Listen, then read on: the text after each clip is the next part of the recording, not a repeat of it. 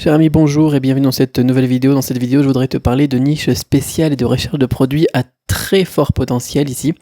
Tu vas avoir en fait entre les mains une liste unique de niches uniques et 100% certifiées rentables. Tu vas aussi avoir un process de validation impitoyable pour ne garder que les produits à potentiel validés. Vraiment tout un process, ça c'est aussi super important. D'accord ? Juste avant le scaling, ça aussi c'est super important. C'est-à-dire que on va pas travailler sur des produits qui sont déjà gagnants. Ok, parce que là, je sais qu'il y a déjà des gens qui vont me dire, ah Cédric, ouais, tu travailles sur les winners, les winners, on sait ce que c'est, quoi. Voilà, on sait des coups comme ça, et puis c'est des coups que les autres ont déjà fait. Eh bien là, on va avoir une manière de voir les produits qui sont en train de devenir des winners. D'accord ? Ça, c'est très très important. Juste avant le scaling. Ça, c'est génial. Juste avant le scaling. Je vais vous schématiser tout ça, après vous allez vite comprendre. Pas des produits déjà gagnants. Ce qu'on veut ici, c'est intercepter les futurs produits jackpot, les futurs winners, juste avant qu'ils soient déjà trop populaires. Parce que quand ils sont déjà trop populaires, quand vous voulez copier un winner qui est déjà un winner, quand vous prenez une liste de winners, vous êtes peut-être déjà abonné à des trucs comme ça où ils vous proposent des listes de winners, des produits qui ont bien marché et tout ça. Mais une fois que quelqu'un est déjà passé, et que des dizaines et des centaines de personnes sont passées derrière aussi, en copiant, en dupliquant, en volant le travail des autres, tout simplement. Si vous arrivez juste derrière en faisant exactement la même chose, généralement, c'est trop tard, ça marche plus, ça a déjà été rincé, quoi. Donc nous, on va se montrer je vais vous montrer une courbe, vous allez voir, ça va être plus clair comme ça. Vous avez les produits, la courbe du produit, et de la quantité de produits qui sont vendus. Ça, c'est des produits, d'accord ? La quantité de produits qui sont testés aussi, et la possibilité de gain. C'est un truc de malade, c'est-à-dire que vous avez les produits où il y a des tests et tout ça, et puis on gagne pas beaucoup d'argent. Vous avez les gros winners ici, là-dedans. Nous, ce qu'on veut en fait, c'est avoir des produits qui ont déjà passé cette étape ici, donc du test tout simplement, qui commencent à faire du chiffre, mais qui sont avant cette étape ici tout le marché a été rincé, pour avoir cette zone, ce que j'appelle moi cette zone de potentiel, ici validé. Tous les produits à potentiel validé. C'est pas des winners, c'est des produits à potentiel validés qui vont devenir des winners. D'accord ? Alors attention, ce que je vous dis ici, donc c'est vraiment très important. En bas de la courbe, on a les produits qui ont aucune validation. Nous, on va prendre des produits qui sont déjà validés. D'accord ? Et qui sont vraiment en dessous du produit jackpot, qui vont devenir des produits jackpot qui sont sur cette courbe-là. On va les intercepter. Je veux que ça soit clair. Nous, on veut vraiment se placer pile entre les deux. Des produits déjà validés, mais pas encore best-seller. Ok, j'arrête de répéter 15 fois la même chose, parce que c'est clair. Attention. Par contre, ce modèle, ça convient pas à tout le monde, ce que je vais vous proposer aujourd'hui, parce qu'il va vous demander de reprogrammer votre cerveau et d'arrêter de penser uniquement à copier-coller des winners, justement. Parce que je sais qu'il y a beaucoup de gens, ce qu'ils veulent faire, c'est copier. Copier de la copie pure et simple de produits qui ont déjà marché. Ça ne fonctionne pas. En tout cas, ça rapporte pas beaucoup d'argent. Bien sûr, on peut se faire 2 000 €, 5 000 € par mois avec ça.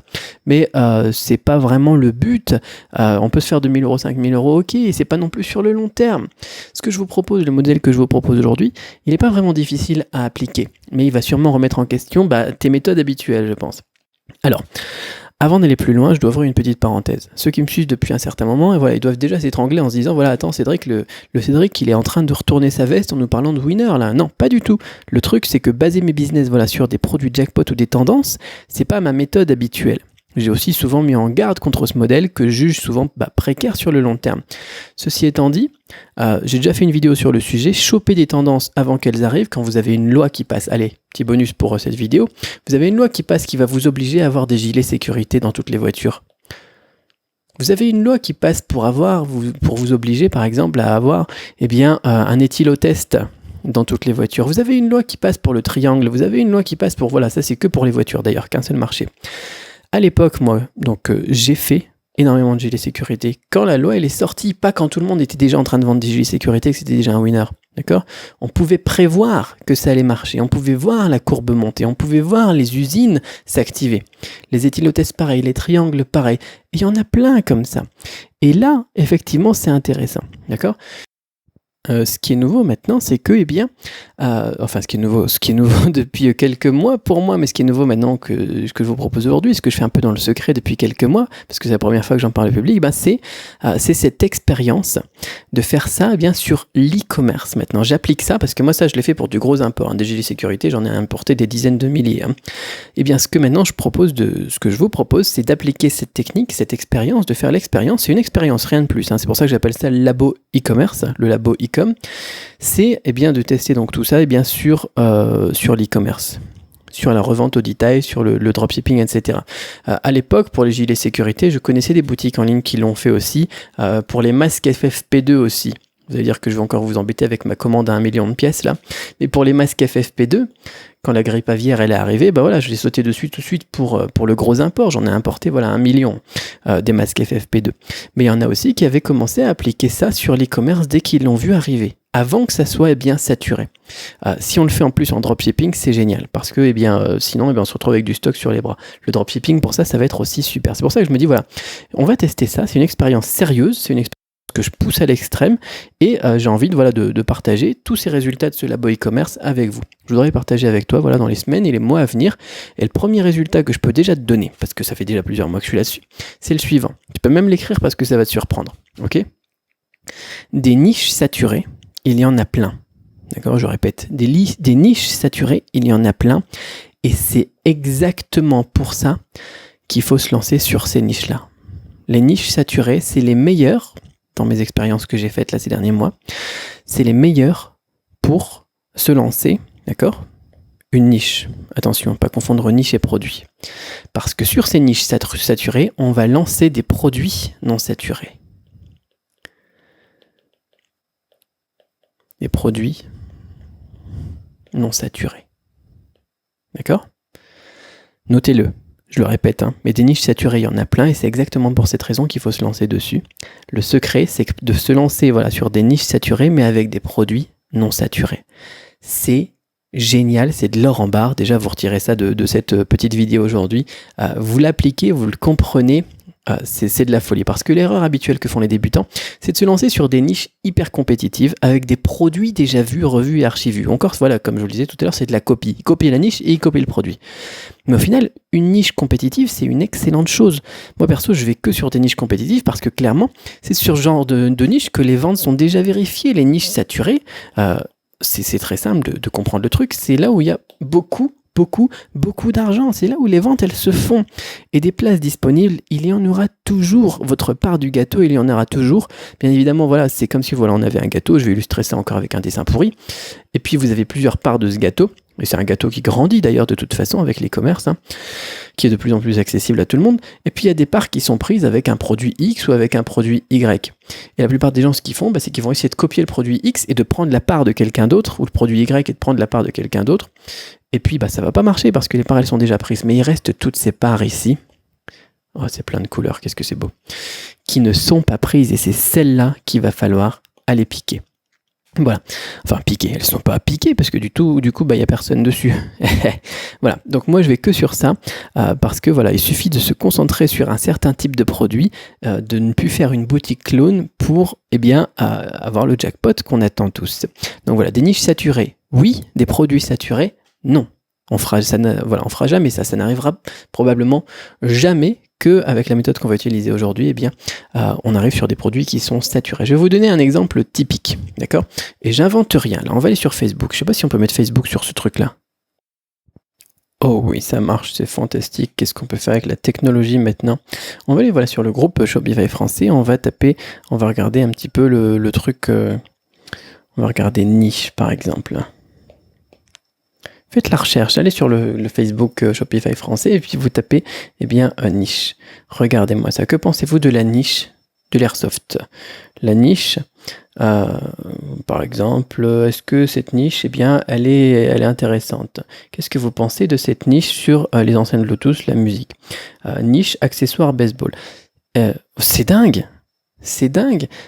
les gens, eh bien, ils cherchent toujours un truc, les questions qui sont posées, c'est toujours un truc du genre niche plus mot-clé. Est-ce que la niche quelque chose, niche X, c'est une bonne niche? Est-ce que la niche Y, c'est une bonne niche? Est-ce que la niche cuisine, c'est une bonne niche? Est-ce que c'est saturé ou pas? Comment valider une niche quand tu trouves une bonne niche? C'est dingue. C'est dingue, comme tu le vois en fait d'après les questions qui sont posées sur le groupe Facebook, il y a cette fausse croyance de la bonne niche par rapport aux mauvaises. Et là, il faut vraiment qu'on en parle, quoi, parce que c'est pas vraiment un problème de bonne niche ou de mauvaise niche. Ils nous disent ça un peu comme s'il y avait une niche magique qui marche tout le temps. Cette croyance, elle est très forte. Regardez les vidéos YouTube aussi sur les prédictions des meilleures niches. Ces vidéos, elles cartonnent parce que les gens, ils veulent vraiment croire à quelque chose de magique. Maintenant, voilà, je vais casser un petit peu le mythe. Clairement, il faut sortir de cette comparaison. Parce qu'il n'y a pas vraiment de mauvaise niche. Le plus souvent, en fait, il y a surtout des grosses lacunes dans la sélection des produits. La niche, il n'y a pas de problème, quoi. Il y a des grosses lacunes dans la sélection des produits, un gros manque de savoir-faire dans la façon de vendre aussi. Et aujourd'hui, et je te dis ça, voilà, sans aucune prétention, moi, je suis suffisamment à l'aise dans ce business pour vendre dans à peu près n'importe quelle niche au monde, même les plus spécifiques. Je suis pas un génie. C'est juste que j'ai pris la peine d'étudier à fond les mécanismes de la vente et la psychologie de l'acheteur. D'accord? Et tu peux sans problème faire au moins aussi bien que moi, si ce n'est mieux d'ailleurs, parce que comme je te dis, je suis pas un génie. D'ailleurs, dans la catégorie dans la catégorie des mythes et sur les niches et les produits, tu as aussi le fantasme de trouver une niche unique avec des produits uniques et aucun concurrent pour t'embêter. S'il n'y a pas de concurrence, purée, mais c'est de la folie s'il n'y a pas de concurrence. S'il n'y a pas de concurrence, moi, je m'enfuis. Ça n'a aucun sens. Essayer de prouver une niche qui n'a jamais été vérifiée par personne avant ça, c'est extrêmement risqué. Tu veux réinventer la roue, quoi, et tu risques surtout de ne rien gagner du tout. Et puis si vraiment, de toute façon, il n'y a personne sur cette niche, c'est vraiment pas bon signe. Toi, est-ce que tu choisirais, par exemple, on va prendre la comparaison du resto, j'ai fait beaucoup ça dans mes dernières formations. Est-ce que tu choisirais un resto sans aucun client à l'intérieur ? Perso, moi, je me dis que si personne n'y mange, c'est qu'il doit vraiment y avoir une bonne raison derrière. C'est un peu comme si, voilà, tu voulais te lancer dans un nouveau business, dans n'importe quoi, et puis que tu n'y connais rien du tout, et puis tu te lances comme ça, et puis tu fais un nouveau truc de zéro, etc., sans avoir aucun suivi derrière, et puis tu crées un truc. C'est pas quelque chose qu'on peut faire si on n'a rien derrière, quoi. Si on n'a rien pour se protéger, c'est trop risqué. S'il n'y a pas de concurrence, de toute façon, c'est un risque trop grand. Moi, par exemple, j'aimerais bien ouvrir un café un jour, tu vois. Mais j'y connais rien du tout. Je suis un très bon buveur de café. J'aurais envie d'ouvrir un café, un restaurant, mais j'y connais rien. Donc c'est très risqué parce que, eh bien, effectivement, j'ai aucune information. Peut-être que je pourrais me mettre dans un endroit où il n'y a aucune concurrence, par exemple un café français tenu par un Français à Guiyang en Chine. Mais c'est très risqué. Il y a rien qui me prouve que ça va marcher, quoi. Et donc je le ferai peut-être plus tard avec mes économies et en me disant que je peux me permettre de perdre cet argent. Mais là, voilà, pour vous, au contraire, vous devez être content de voir que ces niches sans concurrence, il n'y a personne et vous devriez les fuir. Et vous devez être content quand vous voyez une niche très compétitive parce que vous savez que là où il y a de la concurrence, s'il y a de la concurrence, c'est là où il y a de l'argent qui se fait, s'il y a des gens qui achètent. D'accord ? Une niche ultra compétitive, ça veut dire que les gains potentiels sont gigantesques, surtout si tu sais te démarquer de la concurrence, d'accord ? S'il n'y a pas de concurrence, c'est un risque. S'il y a beaucoup de concurrence, les gens ils disent que c'est risqué parce que justement, il faut ta part du gâteau, etc. Mais si tu sais te démarquer de ta concurrence, alors là, c'est bon, c'est le jackpot. Puis voilà, il y a cette énorme erreur qui plombe l'entrée qui plombe d'entrée toutes tes chances de réussite si tu t'y prends pas mal. C'est le périmètre de ta niche.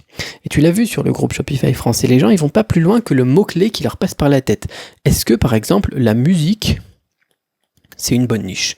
Est-ce que par exemple la cuisine c'est une bonne niche? Je sais plus ce qu'on avait tout à l'heure. Est-ce que par exemple le X ou Y c'est une bonne niche? Et souvent, la raison numéro 1 pour laquelle il y a des abandons et il y a des problèmes et ça ne fonctionne pas au niveau de ces niches, c'est que la niche de départ elle est trop large. La majorité des gens, et tu vas avoir du mal, un mal fou même à cibler une bonne audience sans parler du budget gigantesque à posséder. Si tu veux viser une audience comme la musique ou la cuisine ou la musculation ou les trucs comme ça, c'est pas possible. Si la niche elle est trop grande comme ça, tu te tires une balle dans le pied. Voilà, avant de développer ta boutique. Et à l'opposé, d'ailleurs, on a aussi des gens qui vont nous dire, voilà, est-ce que par exemple le grattoir pour guitare électrique, basse ou je sais pas quoi, un truc vraiment super spécifique, il va me dire, est-ce que c'est une bonne niche? Mais là, c'est pareil, si elle est trop petite, la niche, bah tu vas avoir un plafond que tu pourras jamais dépasser. Tu te tires une balle dans le pied aussi, avant même de développer ta boutique, les gens, en choisissant leur niche, eh ben, ils se plombent directement, ils se tirent une balle dans le pied, comme je dis. Voilà.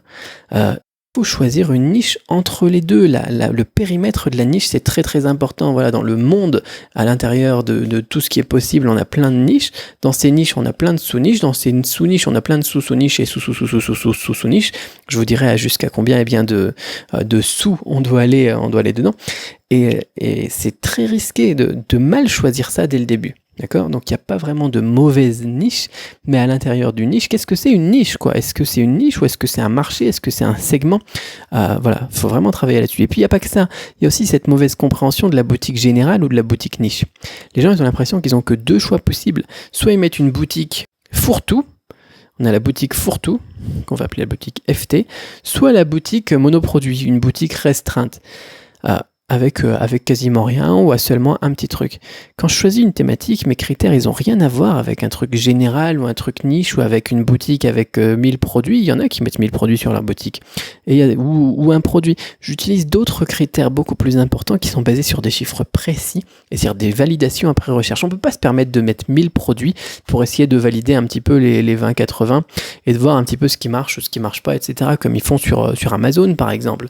On va devoir partir sur justement une base des vins qui font des ventes déjà. Et là, on va le mettre là-dedans. Plutôt que de mettre 1000 produits, on va en mettre 200 qui vont faire des ventes. Plutôt que d'en mettre 1000 et avec 800 qui vont pas faire de vente, on va juste se casser la tête et puis gagner 3 fois plus de temps, 4 fois plus de temps en mettant que 200 mais qui seront validés avec des recherches. Donc 200, c'est un chiffre au hasard. Ça dépendra bien des résultats de ce qu'on va faire.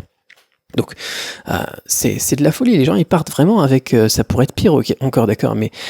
Ils partent avec une niche mal définie, avec des produits déjà vus partout, et c'est comme d'essayer de faire des œufs en neige en remuant juste avec les doigts, quoi. Tu risques d'abandonner avant que ça ressemble à une île flottante, quoi. Essaye. Tu prends un œuf dans ta cuisine, tu prends les blancs, et puis tu essayes de faire des blancs en neige avec les doigts, tu vas voir. Ça va être marrant. C'est pas possible. Donc il y a vraiment un problème. Et pourtant, c'est pas parce que justement, l'œuf, il a un problème. C'est les outils, c'est la façon de faire qui cloche là-dedans. Et c'est vraiment ça que je voudrais illustrer aujourd'hui. Donc le vrai problème, la chose sur laquelle il va falloir que tu travailles, c'est sur ton positionnement. On va travailler sur le positionnement. On va travailler sur le positionnement. J'ai oublié un N en plus, je crois. On va voir comment est-ce que tu vas pouvoir trouver ta place dans une niche super compétitive et sans jouer sur les mêmes critères que la concurrence, avec un maximum de chance. La question, c'est donc de savoir comment est-ce qu'on va pouvoir trouver le bon périmètre d'une niche à haut potentiel, ni trop gros ni trop petit, mais en gardant toujours une grosse marge de manœuvre pour scaler. Et la deuxième chose, c'est sur quels critères tu vas pouvoir sélectionner tes produits à potentiel validé, comme je t'ai montré sur le petit graphique au début de cette vidéo. Si tu as ces deux choses-là, vraiment, parce que contrairement à ce que la majorité des gens y pensent, le jeu du positionnement, c'est pas seulement ramasser des minuscules miettes du gros gâteau, hein, c'est plutôt de créer une gamme de desserts unique. Par exemple, une gamme de desserts à base de café. On va reprendre sur le resto, par exemple, tu vas travailler sur les desserts. L'idée, c'est pas de réinventer la roue encore, mais de se positionner comme étant, par exemple, le meilleur au niveau des desserts à base de café. Ça, c'est pas mal, ça. Tu vois l'idée? Là, je me suis fait un tiramisu avec du café dedans. C'était génial. Tu te spécialises dans quelque chose où tu seras perçu comme une référence. Tu t'extrais de la concurrence, mais en même temps, tu gardes la possibilité de toucher tous les consommateurs de gâteaux d'une façon générale, d'accord? Je sais pas si tu connais le livre Océan Bleu, Océan Rouge, là, ça s'appelle comment? Stratégie Océan Bleu, tiens. Si tu veux un autre bonus avec cette petite vidéo, c'est Stratégie Océan Bleu. Tu cherches ça sur Amazon, sur Kindle, tu le télécharges et tu te le fais, tu vas voir, c'est de la folie, quoi. Tu gardes la possibilité ici de toucher tous les consommateurs de gâteaux d'une façon générale et les gens qui aiment le café, d'une façon générale, il y en a énormément quand même. Tu peux regarder les statistiques. Donc on sera vraiment spécialisé, d'accord?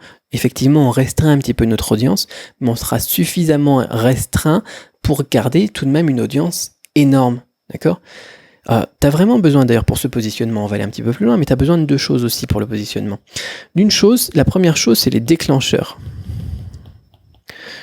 Les déclencheurs. Qu'est-ce que c'est mal écrit?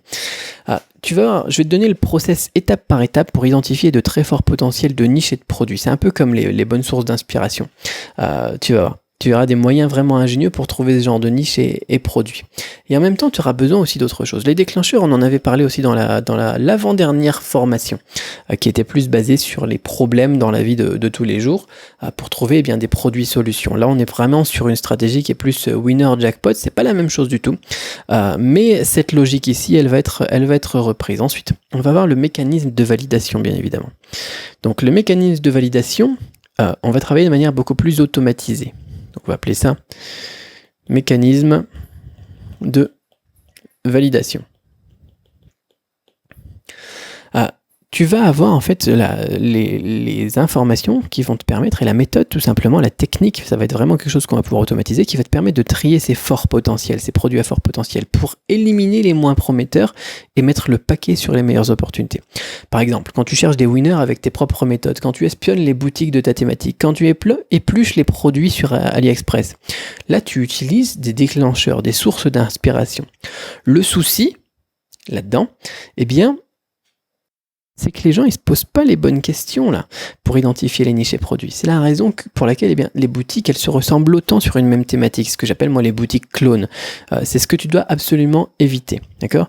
De la même façon, tu vas par exemple utiliser Facebook Insight pour valider tes recherches. Mais là aussi, ces critères de validation sont pas les plus adaptés. Je vais te montrer ensuite comment est-ce qu'on peut faire beaucoup mieux avec des méthodes qui sortent vraiment de la norme. J'explique justement, en détail mes propres process dans un nouveau rapport d'expérience qui sortira mardi 29 août, mardi 28 août, quelque chose comme ça. Il faut que tu vérifies sur ton calendrier, c'est quand mardi, mais mardi. Pour la première fois depuis que je bosse en ligne, je vais ouvrir vraiment le capot de ma machine et je vais te montrer tous mes résultats. Tu vas pouvoir faire exactement la même chose que moi et générer des dizaines, des centaines d'idées de niches et de produits à fort potentiel validés. Ça sera beaucoup moins stratégique que ce que je fais d'habitude. Ça sera beaucoup plus tuto. Mais voilà, avec cette combinaison de déclencheurs, mécanismes de validation et cette logique, tu vas avoir sur la table une grosse liste de niches et de produits à fort potentiel. Mais voilà, je dois t'avertir, ce système c'est tellement efficace que ton problème, ce sera vraiment plus de trouver des idées de niche ou de produits. Le vrai problème, ça va être que tu vas en avoir trop. Tu vas avoir trop d'idées et il va falloir faire des choix parmi un grand nombre d'excellents candidats. C'est un bon problème, comme quand j'expliquais sur Facebook, encore sur le groupe Shopify français il n'y a pas longtemps, il y a quelqu'un qui me dit voilà, je suis arrivé au palier des 2000 euros sur PayPal et puis maintenant mon compte il est bloqué, il faut que j'envoie les produits, etc. C'est chiant, c'est un problème, mais c'est un bon problème. Ça, c'est un bon problème. Donc, tu vas avoir ce genre de problème. C'est un problème de riche, quoi. Imagine le gros game changer pour toi. Imagine comment est-ce que ça va te changer ton business. Tu n'auras plus besoin de te torturer l'esprit pour trouver des nouvelles idées. Et imagine aussi surtout le gain de temps et les économies pour ton budget. Parce que quand tu as une grosse liste de jackpot potentiels, tu réduis considérablement l'étape des tests. Ce que j'appelle, moi, les tests à outrance. C'est-à-dire qu'on va faire des tests, mais la majorité, ils vont être une bonne partie, ils vont être rentables, on va valider des bons produits. On va pas devoir faire 10 tests, 100 tests, 1000 tests avant de trouver quelque chose qui va nous rapporter de l'argent. Voilà, je pense que vraiment, c'est vraiment un truc qui va faire une grosse différence. Puis je pense que vraiment tout le monde peut apprendre comment se positionner sur une niche et comment identifier des produits à fort potentiel. Tu as juste besoin du mode d'emploi de quelqu'un qui a déjà réussi à mettre tout ce système en place, quoi. Donc voilà, parlons concrètement. Qu'est-ce que tu vas voir exactement dans ce nouveau rapport d'expérience cette semaine? Alors attention, ça va être un très très gros pavé, mais tu vas avoir ma liste de sites et plateformes à surveiller pour identifier les meilleurs candidats. Ça, c'est important. Parce que attention, il n'y a pas de magie ici. Mais avec ces exemples, tu vas développer un vrai savoir-faire dans la recherche de candidats. Alors je préfère te prévenir, il y a certains sites qui vont vraiment te surprendre. Et je vais aussi te montrer comment est-ce qu'on va faire pour y ajouter tes propres trouvailles. Je te donnerai mes critères. Tu pourras aussi avoir ta liste. Ma liste plus ta liste. Actuellement, je sais qu'il y a beaucoup de gens qui ne regardent que sur AliExpress. Et c'est vraiment pas le meilleur endroit pour trouver des produits. AliExpress, de toute façon, ce sont la plupart du temps des dropshippers. Je vous en reparlerai aussi. Et du coup, on va passer ces personnes-là. On va les passer, on va passer dessus. Voilà, enfin bon. Vous allez voir aussi mes critères de sélection. Et encore une fois, pas de magie et pas de formule parfaite, mais avec ces critères-là,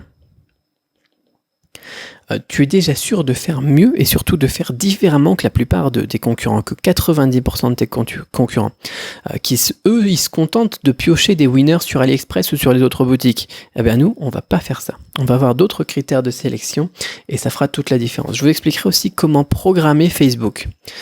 Alors, qu'est-ce qu'il nous raconte ici, programmer Facebook? Je vais vous expliquer comment programmer Facebook pour recevoir automatiquement des idées de produits que tes concurrents sont en train de tester. Pas des winners, mais des futurs winners potentiels. Alors ça, c'est super, c'est aussi un truc intéressant. Je te donnerai 2 approches pour organiser tes tests. Les plus gros revenus, c'est pas d'empiler des winners de concurrents. C'est de détecter les futurs jackpots juste avant qu'ils soient trop populaires. Donc je vais te montrer étape par étape exactement comment je déniche ce genre de produit. Ce sera parfait aussi pour prendre à contre-pied toutes les boutiques clones de ta thématique. Et je vais te donner les 2 approches pour faire ça. 2 approches complètement différentes. Je te montrerai aussi les 3 outils gratuits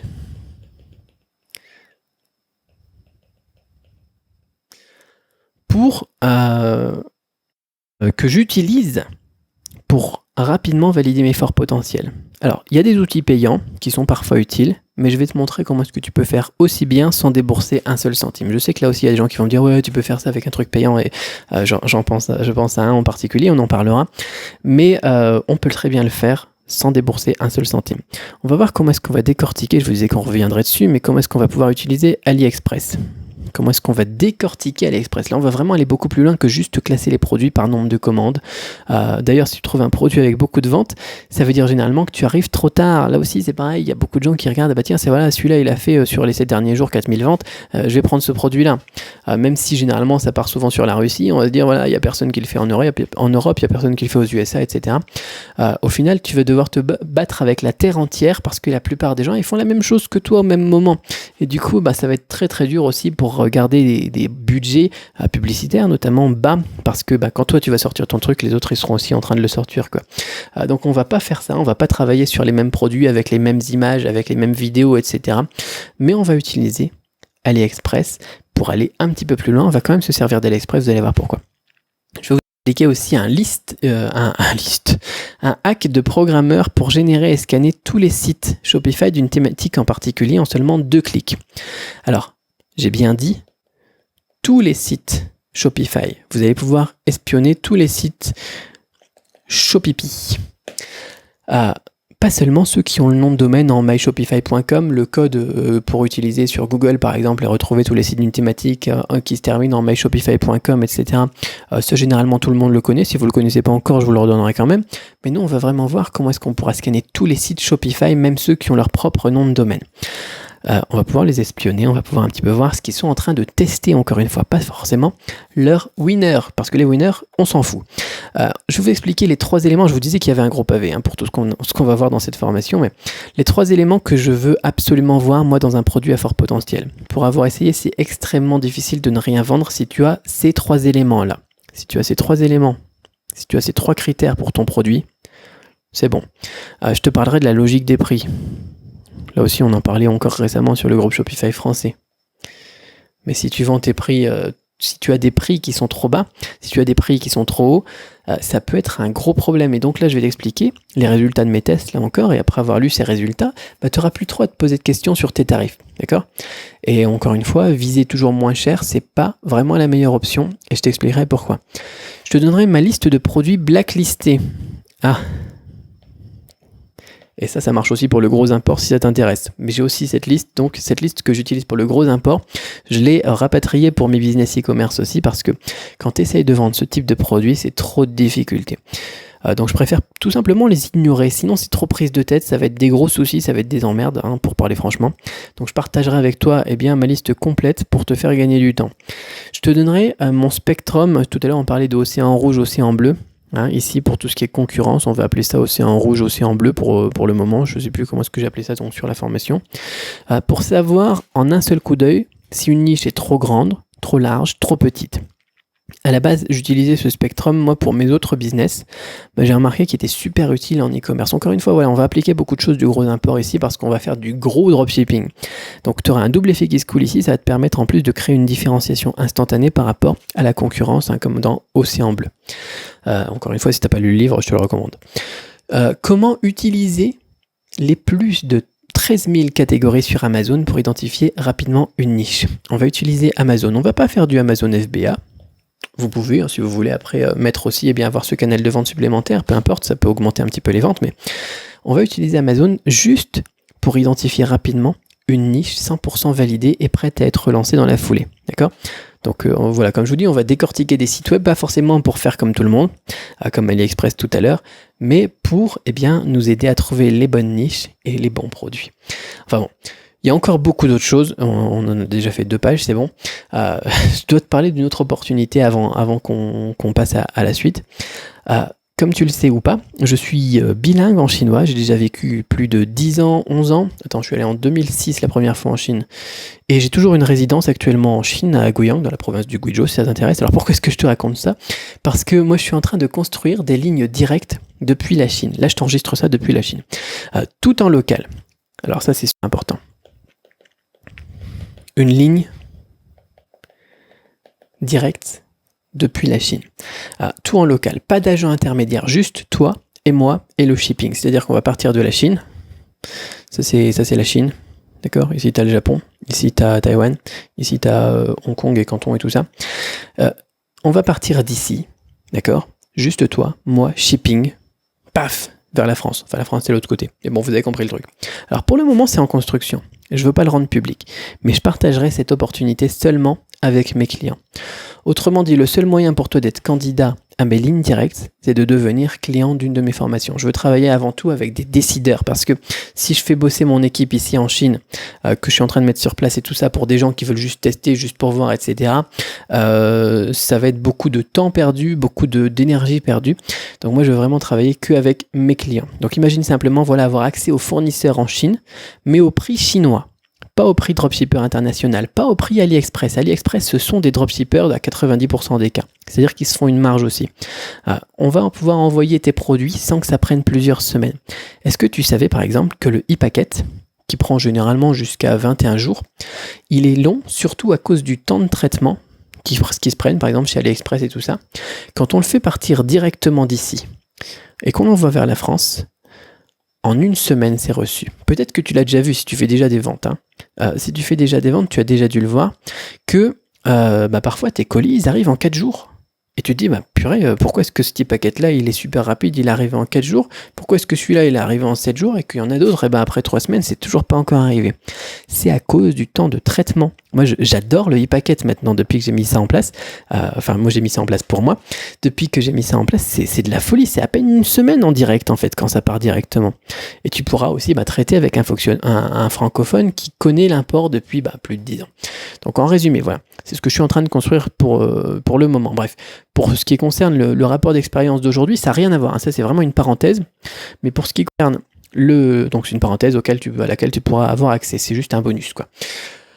Quoi qu'il en soit, donc pour ce qui nous concerne sur le rapport d'expérience aujourd'hui, tu as des conditions particulières qui sont dans la description de cette vidéo. Je t'explique comment ça marche. Tout simplement, tu t'inscris. Le mardi 28, si la date n'est pas encore mardi 28 ou mardi 29, j'en sais rien, attends, je regarde sur mon téléphone.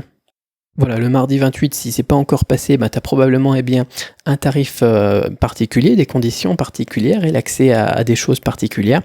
Si le 28, tu regardes ça après, le mardi 28, tu n'as plus accès à certaines conditions particulières. Il y a peut-être d'autres conditions particulières à ce moment-là. Mais donc voilà, tu as des conditions particulières actuellement. Tu t'inscris, tu recevras un mail avec un accès. L'accès, donc, il te sera donné tout de suite, mais le contenu, il ne sera pas disponible tout de suite. Il me faut encore quelques jours pour mettre ça en ligne. Et demain, moi, il faut que je retourne dans le sud de la Chine et ensuite, le jour suivant, je retourne en Thaïlande. Donc, ça va être un petit peu chaud pour moi de mettre ça en ligne ces jours-ci, mais d'ici mardi prochain, c'est sûr, ça sera bon. Le fait que, si tu t'inscris avant, tu pourras avoir tout simplement un tarif préférentiel. C'est normal, c'est comme ça. Si tu t'inscris après, tu auras peut-être d'autres conditions particulières, j'en sais rien. Donc, tu regardes ce qu'il y a dans la description de cette vidéo et puis, tu t'inscris, tu regardes, tu remplis le formulaire et ensuite, tu fais attention à tes emails parce que c'est c'est par email que tu recevras les accès. Voilà, maintenant à partir de là, tu peux choisir, tu peux continuer comme tu fais actuellement, travailler en copiant des winners et garder les mêmes résultats. C'est possible, hein, comme je dis, j'en ai qui arrivent à faire 3000 € par exemple par mois en copiant une de mes boutiques, non 3000 € par semaine en copiant une de mes boutiques que j'avais proposé en avril 2017 je crois. Et voilà, il me l'a dit franchement, il m'a dit je fais exactement la même chose que ce que tu avais proposé à l'époque, que tu avais mis sur YouTube, ça marche, c'est bien. Ou bien alors tu peux changer de stratégie et viser des meilleurs résultats, plus de ventes, plus de CA, beaucoup plus de résultats, et puis comprendre la logique de pourquoi est-ce que ça marche, comment ça marche. Donc voilà, pour commander, tu as le lien dans la description ici. Donc clairement, ce nouveau rapport d'expérience, il peut être rentabilisé en à peine quelques jours, et ça c'est juste pour la rentabilisation. Voilà, un seul produit, ça peut faire une gigantesque différence. Comme je disais, un seul produit, ça peut, moi j'ai certaines boutiques, un seul produit, ça peut monter à plusieurs dizaines de milliers d'euros par mois en chiffre d'affaires. Donc l'investissement, il est super bas comparé aux énormes gains que tu vas obtenir.